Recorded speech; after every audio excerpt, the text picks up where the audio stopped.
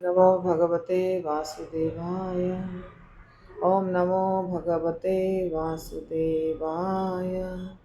ओम नमो भगवते वासुदेवाय। नारायणं नमस्कृत्य नरं चैव नरोत्तमं देवीं सरस्वतीं व्यासं ततो जयमुदीरये। नष्टप्रायेषु भद्रेषु नित्यं भागवतसेवया भगवतीरुत्तमश्लोके भक्तिर्मोति नैष्टिकी। कृष्णाय वासुदेवाय देवकीनन्दनाय च नन्दगोपकुमाराय गोविन्दाय नमो नमः। श्रीमद्भागवतम पहला स्कंद 13वां अध्याय 29वां नंबर श्लोक। तो यहाँ विदुर जी और धृतराष्ट्र के बीच में, यानी धृतराष्ट्र तो कुछ नहीं बोल रहे हैं, सिर्फ विदुर जी धृतराष्ट्र को समझा रहे हैं। बहुत सारे श्लोक हो चुके हैं जिसमें विदुर जी समझाए जा रहे हैं धृतराष्ट्र को। और फाइनली हमने देखा कि धृतराष्ट्र घर छोड़कर निकल पड़ते हैं। ये कथा सूत गोस्वामी बता रहे हैं, ठीक है। नैमिषारण्य में कथा चल रही है और सूत गोस्वामी बता रहे हैं। इसके बाद हमने जो कल वाला श्लोक देखा था, कल का श्लोक, एवं राजा विदुरानुजेन प्रज्ञाचक्षुर्बोधित आजमीढः छित्त्वा स्वेषु स्नेहपाशां दृढिम्नो निश्चक्राम भ्रातृसंदर्शितात्वा। कि अजमीढ़ राजा, अजमीढ़ के वंशज धृतराष्ट्र विदुर जी के कथनों से आश्वस्त हुए, पूर्णतया उनको ज्ञान हो गया और जो पारिवारिक पाश था, जो स्नेह का पाश था, उसको छोड़ के, उसको तोड़ के और तत्काल वो विदुर जी के बतलाए हुए रास्ते यानी मुक्ति पथ पर निकल पड़े।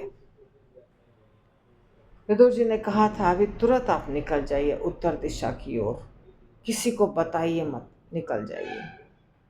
तात्पर्य में प्रभुपाद लिखते हैं, श्रीमद् भागवत के सिद्धांतों के महान प्रचारक भगवान चैतन्य महाप्रभु ने साधुओं अर्थात श्री भगवान के शुद्ध भक्तों की संगति पर विशेष बल दिया, एसोसिएशन ऑफ डिवोटीज। उन्होंने बताया है कि शुद्ध भक्त के साथ एक क्षण की संगति से भी उसे सभी सिद्धियां प्राप्त हो सकती हैं। हम यह स्वीकार करते हुए तनिक भी लज्जित नहीं हैं कि हमने अपने व्यवहारिक जीवन में ऐसा अनुभव किया है ना।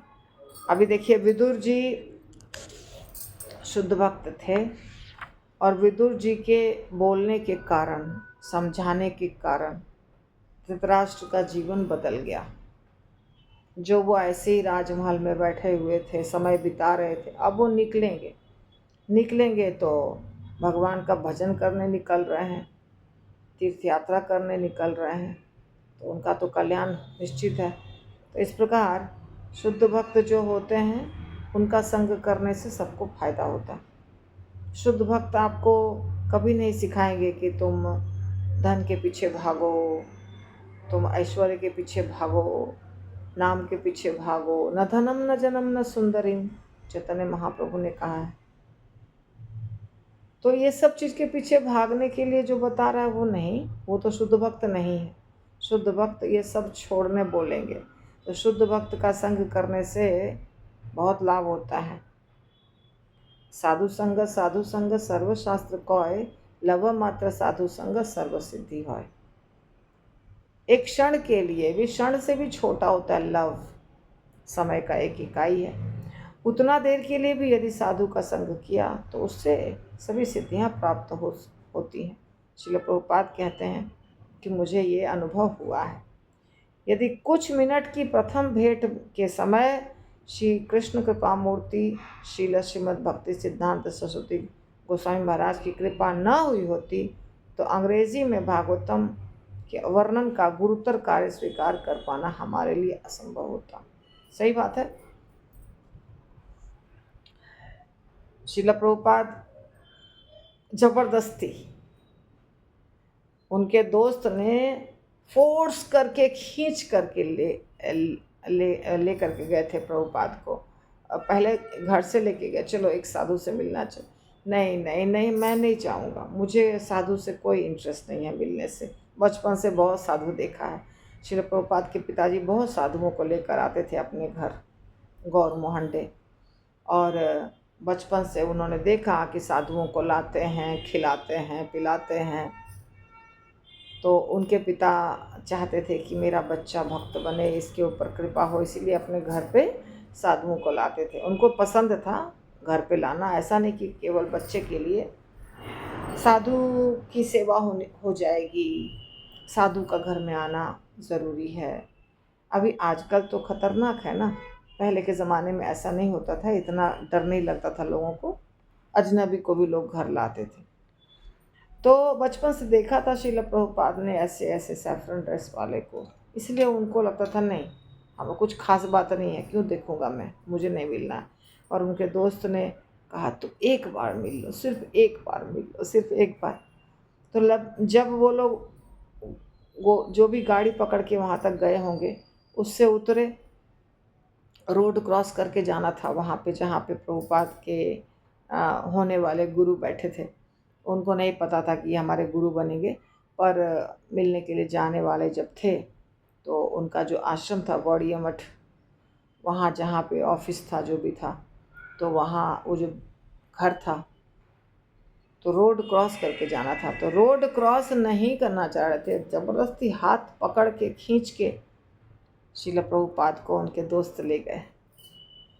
और जब गए, थोड़ा जो भी देखा उन्होंने, किसी व्यक्ति को देखा, कोई बैठा है कुर्सी टेबल पे या ऑफिशियल कुछ कार्य कर रहा है, वो सबको क्रॉस करके गए एक रूम में जहाँ पे उनके भक्ति सिद्धांत सरस्वती महाराज जो प्रभुपाद के गुरु हैं वो बैठे थे। कुछ लोग थे जिनसे बात कर रहे थे।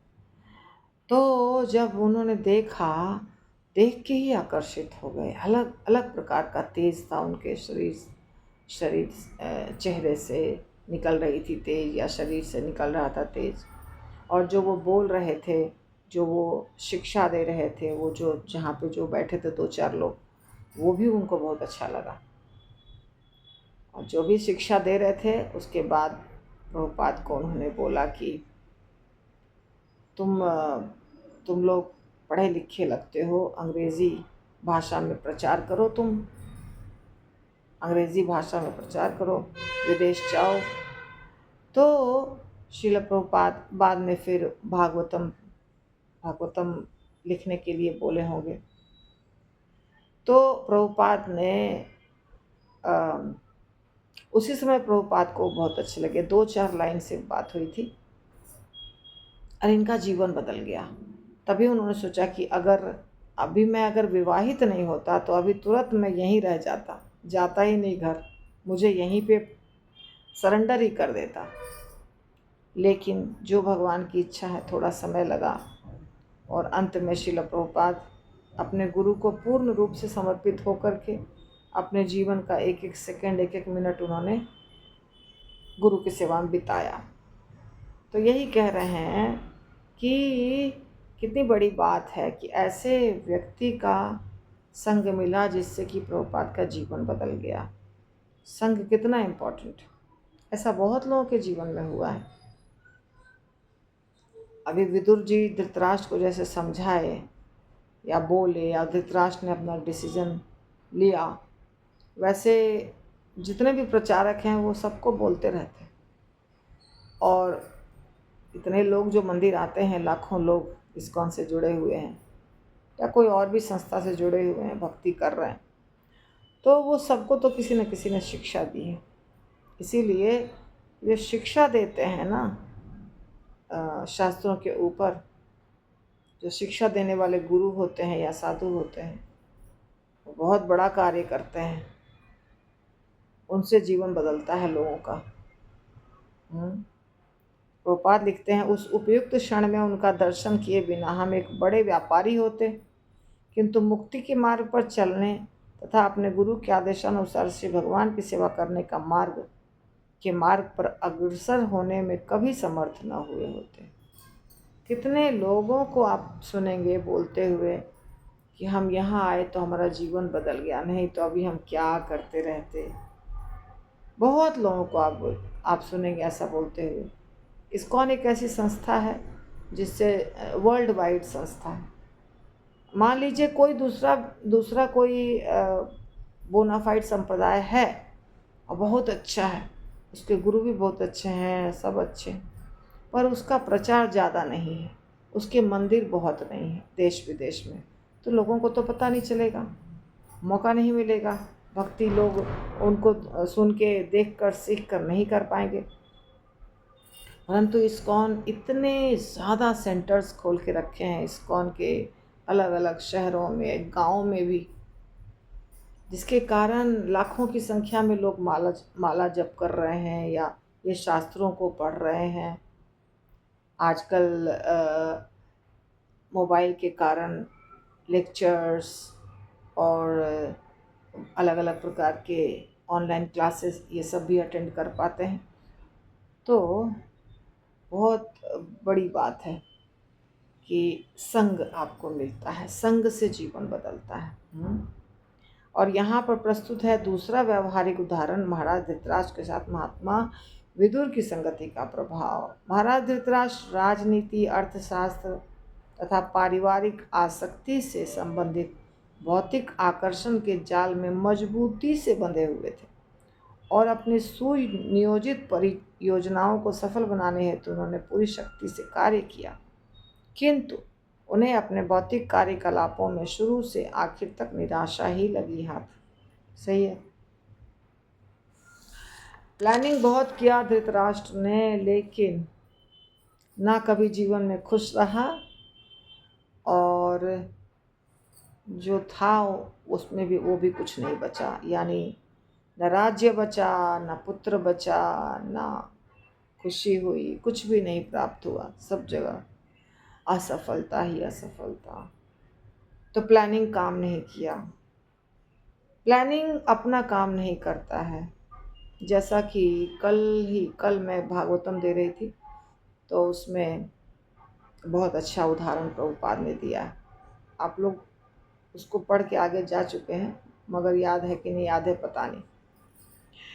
प्रभुपाद लिखते हैं कि परम भगवान एक वृक्ष के समान है और उस वृक्ष में जो पत्ते हैं, डालियां हैं, टहनियां हैं, फल हैं, फूल हैं, तो देवी देवता, मनुष्य, गंधर्व, किन्नर, सिद्ध, चारण, ये सब उनके समान है।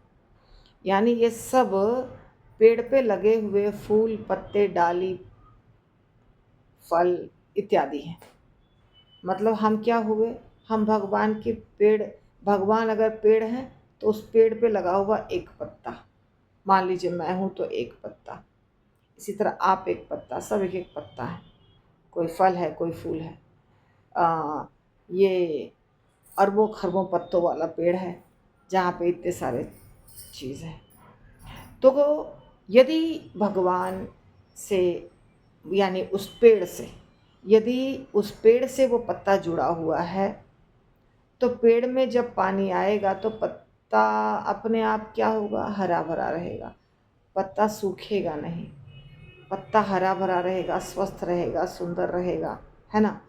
लेकिन अगर पत्ता टूट के गिर गया है, पेड़ से लगा हुआ नहीं है, टूट के गिरा हुआ है, तो चाहे पेड़ में कितना भी पानी दे दीजिए, खाद दे दीजिए, पत्ता तो सूख ही जाएगा।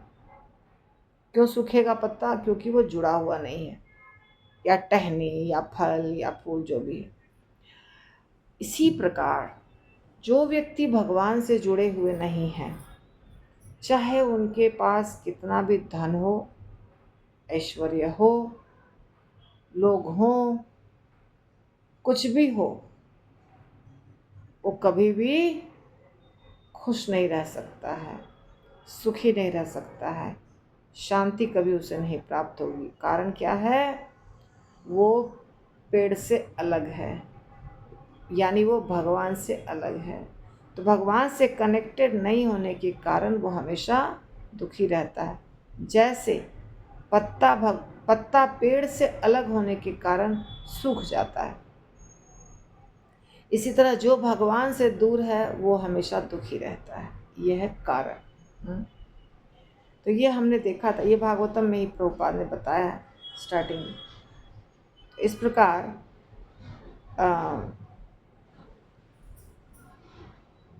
धृतराष्ट्र की कथा हम देख रहे हैं कि धृतराष्ट्र के बारे में लिखते हैं कि कितना प्लानिंग किया, हमेशा निराशा ही हाथ लगी। इसके बावजूद पूरा जीवन विफल होते हुए भी उन्होंने आदर्श साधु के प्रति श्री भगवान के शुद्ध भक्त के शक्तिशाली उपदेशों से आत्म साक्षात्कार में सर्वोच्च सफलता प्राप्त की। बाद में विदुर जी के कारण उनको सफलता मिली। अतएव शास्त्रों का आदेश है कि केवल साधुओं की संगति करनी चाहिए और अन्य सारे संगतियों को छोड़ देना चाहिए। केवल साधु का संग करने से जीवन सफल होगा और साधु का संग नहीं करने से जीवन सफल नहीं होगा।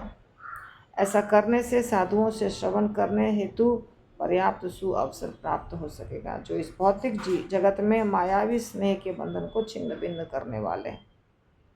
सच तो यह है कि यह भौतिक जगत महान भ्रम है, मोह है, क्योंकि इसमें प्रत्येक वस्तु सत्य दिखती है, लेकिन दूसरे ही क्षण वह समुद्र के उफनते फेन की तरह आकाश में बादलों की तरह गायब हो जाती है। आकाश में बादल निश्चित रूप से वास्तविक प्रतीत होते हैं, क्योंकि उनसे वर्षा होती है और वर्षा के कारण बहुत सारे क्षणभंगुर हरी भरी वनस्पतियाँ उत्पन्न होती हैं। किंतु कालक्रम में बादल, वर्षा, हरी भरी वनस्पतियाँ सब कुछ लुप्त हो जाते हैं, लेकिन आकाश बना रहता है और आकाश में चमचमाते तारे हमेशा ही बने रहते हैं। इसी प्रकार परम सत्य, जिसकी उपमा आकाश से दी जाती है, शाश्वत रहते हैं और बादल स्वरूप मोह आता जाता रहता है। अल्पज्ञ जीव क्षणिक बादल के प्रति आकृष्ट होते हैं, लेकिन जो बुद्धिमान है वे शाश्वत आकाश तथा वहाँ की समस्त विविधता से सरोकार रखते हैं। तो यहाँ पे एनालॉजी है।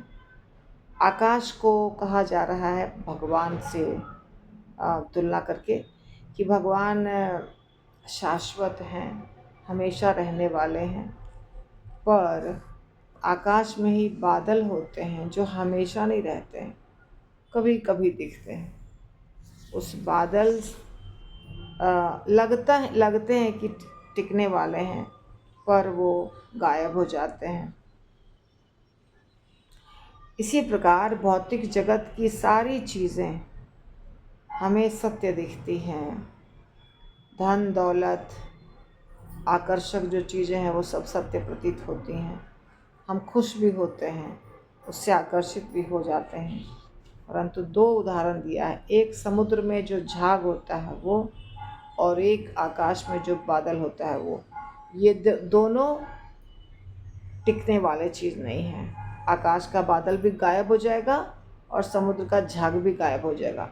उसी प्रकार ये मोह माया से बना हुआ जगत में जो भी चीज़ है आकर्षक, सब भी गायब होने वाले हैं। धन दौलत, रिश्ते नाते सब खत्म होने वाले हैं, परंतु भगवान आकाश की तरह हैं जो सत्य हैं, वो कभी नहीं ख़त्म होंगे। इसलिए भगवान से रिश्ता बनाओ, बाकी चीज़ों से रिश्ता मत बनाओ। तो एनालॉजी के द्वारा श्रील प्रभुपाद ने इसको एक्सप्लेन किया है। ग्रंथराज श्रीमद् भागवतम की जय। निताई गौर प्रेमानंदे। हरि हरि बोल।